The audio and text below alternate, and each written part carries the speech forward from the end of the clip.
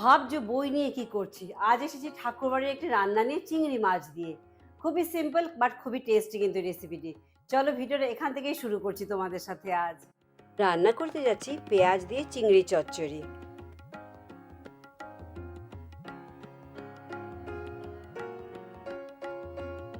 প্রথমে মাছগুলোকে হলুদ আর লবণ দিয়ে মেখে নেব। বলেছে হলুদ বাটা দিয়ে, হলুদ যদি বাটতে পারো হলুদ বাটা দিয়ে করো, নয়তো গুঁড়ো হলুদ দিয়ে যেমন আমরা মাছ মাখি তেমনিভাবে লবণ হলুদ দিয়ে মেখে নিচ্ছি মাছগুলো।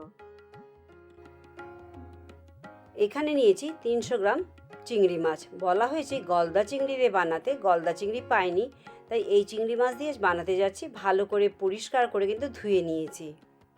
এবার হাফ চা চামচ হলুদ আর 1 চা চামচ লবণ দিয়ে ভালো করে কিন্তু চিংড়ি মাছগুলোকে মেখে নেব। গলদা চিংড়ি পেলে তোমরা গলদা চিংড়ি দিয়েই রান্না করো, আমি যেহেতু পাইনি তাই আজ এই চিংড়ি দিয়ে করছি, বাট দুটো দিয়ে কিন্তু রান্না করতে পারো, কোনো অসুবিধে নেই। হলুদ আর লবণ দিয়ে চিংড়ি মাছগুলো ভালো করে মাখা হয়ে গেলে এদিকে এবার মাছগুলোকে ভেজে নেব। আজকে রান্নাটি কিন্তু আমি সর্ষের তেল দিয়ে রান্না করছি। এখানে 2 টেবিল চামচ সর্ষের তেল প্রথমে ভালো করে গরম করে নেব। তেল যেন ভালোভাবে গরম হয় দেখে নিতে হবে, নয়তো মাছগুলো কিন্তু আটকে যাবে। তেল ভালোভাবে গরম হয়ে গেছে। এবার মেখে রাখা চিংড়ি মাছগুলো আমি মিডিয়াম হিটে এপিট ওপিট দুপিট কিন্তু ভালো করে একটু ভেজে নেব। খুব কড়া আঁচে ভাজবো না, তাতে চিংড়ি মাছগুলো একটু পুড়ে যাবে, ভেতরে কিন্তু কাঁচা থেকে যাবে। আর কম আঁচে ভাজলে চিংড়ি মাছ থেকে অনেক জল বেরোবে, তার জন্য কিন্তু মিডিয়াম আঁচেই মাছগুলোকে আমাদের ভাজতে হবে।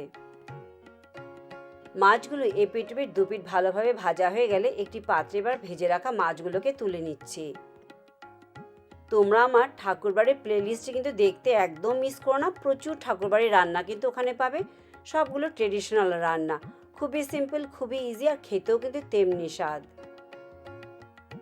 আর চিংড়ি মাছ খেতে চাইলে চিংড়ি মাছেরও কিন্তু অনেক রেসিপি রয়েছে আমার চ্যানেলে, সেগুলোও তোমরা দেখতে পারো। চিংড়ি মাছটা আমরা অনেক কড়া করে ভাজবো না কিন্তু, তাতে কিন্তু শক্ত হয়ে যাবে, তাই এপিট ওপিট হালকা করে ভেজেই কিন্তু তুলে নেব। মাছ ভালোভাবে ভাজা হয়ে গেছে, আর তেল দিচ্ছি না, এই তেলে দিয়ে দিচ্ছি 2টো তেজপাতা আর 2টো শুকনো লঙ্কা হাফ করে ভেঙে দিয়ে দিচ্ছে। শুকনো লঙ্কা একটু ভাজা ভাজা হয়ে গেলে দিয়ে দেবে এতে হাফ চা চামচ 5 ফোড়ন। গ্যাসের আঁচ কিন্তু মিডিয়াম টু লোই রেখেছি, হাই হিটে কিন্তু রাখিনি। 5 ফোড়ন দিয়ে মিডিয়াম হিটে 20 to 30 সেকেন্ড একটুখানি ভেজে নেব, যতক্ষণ না পর্যন্ত 5 ফোড়ন থেকে সুন্দর গন্ধ বেরোতে শুরু করে। এখানে মিডিয়াম সাইজের 2টো আলু পাতলা পাতলা লম্বা করে কেটে নিয়েছি, আর নিয়েছি একটি বড় সাইজের পেঁয়াজ, সেটাও কিন্তু লম্বা করেই কেটে নিয়েছি। গ্যাসের আঁচ মিডিয়াম টু লো রেখে 4 থেকে 5 মিনিট এই পেঁয়াজ আর আলু কিন্তু একটু ভেজে নিচ্ছি। এদিকে একটি বাটিতে নিয়ে নিচ্ছি 1 চা চামচ লাল লঙ্কার গুঁড়ো আর হাফ চা চামচ হলুদ গুঁড়ো, সামান্য জল দিয়ে মিশিয়ে একটু মশলা বানিয়ে নিচ্ছি। আর বইয়ে কিন্তু অরিজিনাল রেসিপিতে লেখা আছে হলুদ আর লঙ্কা একসাথে পাটায় বেটে নিতে, তোমরা পারলে করে নিও।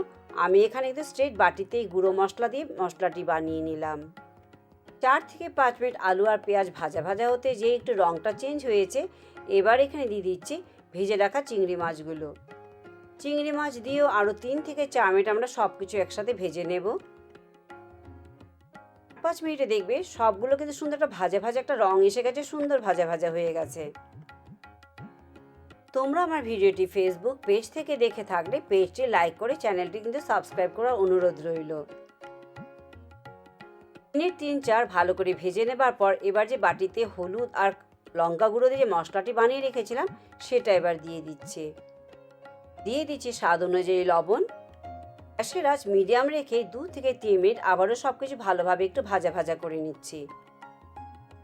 মিনিট 2-3 পর এবার দিয়ে দেবো সামান্য জল, অনেক জল দেবো না কিন্তু, ছোট গ্লাসের 1 গ্লাস জল দেবো। এখানে রান্না করছি চচ্চড়ি, তাই অনেক ঝোল হবে তা নয়, কিন্তু একটু গামাখাই কিন্তু থাকবে এই রেসিপিটি। জল দিয়ে দিচ্ছি কাঁচা লঙ্কা, 2 থেকে 3টে কাঁচা লঙ্কা ভেঙে ভেবে দিয়ে দিচ্ছি। চচ্চড়ি কিন্তু ঝাল ঝাল খেতেই ভালো লাগে, তাই যে যতটা ঝাল খেতে পারে সেভাবেই কিন্তু এই লঙ্কা, লাল লঙ্কা বা কাঁচা লঙ্কা দেবে। বাস এবার ঢাকা দিয়ে দাও, 5 থেকে 7 মিনিট ম্যাক্সিমাম, জাস্ট দেখে নিতে হবে আলুটা সেদ্ধ হয়েছে কিনা, কারণ চিংড়ি মাছ সেদ্ধ হতে খুব একটা সময় লাগে না কিন্তু, তাই খুবই সিম্পল, খুবই ইজি, খুব কম সময়ে বাড়িতে থাকা উপকরণ দিয়ে কিন্তু বানাতে পারবে। এর সাথে একবার ঢাকা খুলে এবার দেখে নিচ্ছি আলু সেদ্ধ হয়েছে কিনা। ঢাকা খুলে দেখে নিচ্ছি আলু সেদ্ধ হয়েছে কিনা। আলুও সেদ্ধ হয়ে গেছে আর ঝোলও কিন্তু অনেক নেই, গামাখা গামাখাই কিন্তু হয়ে এসেছে।